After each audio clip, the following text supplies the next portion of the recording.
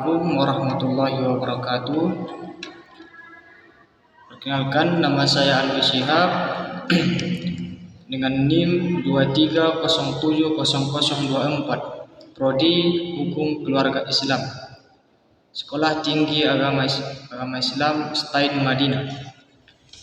Di sini saya ingin menjelaskan materi tentang asas-asas hukum pidana.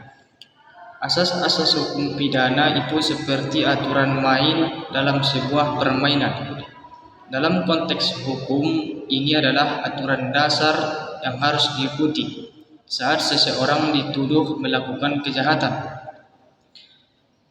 Tujuannya adalah memastikan bahwa semua orang diperlakukan adil dan tidak semena-mena.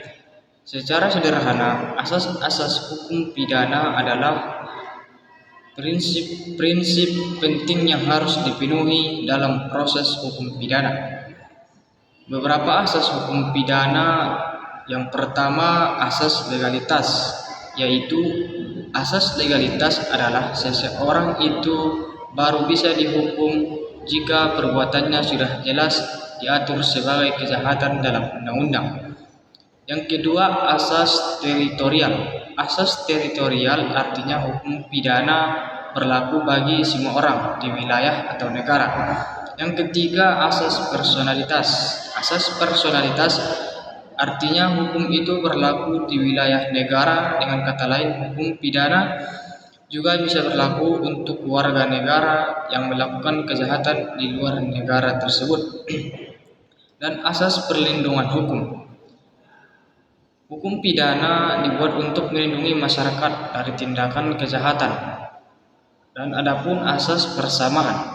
Asas persamaan artinya semua orang sama di mata hukum, yang tidak peduli kaya atau tidak. Dan fungsi asas-asas hukum pidana itu terdapat ada 3 poin, yaitu untuk menegakkan keadilan, melindungi hak asasi manusia, dan memberikan kepastian hukum.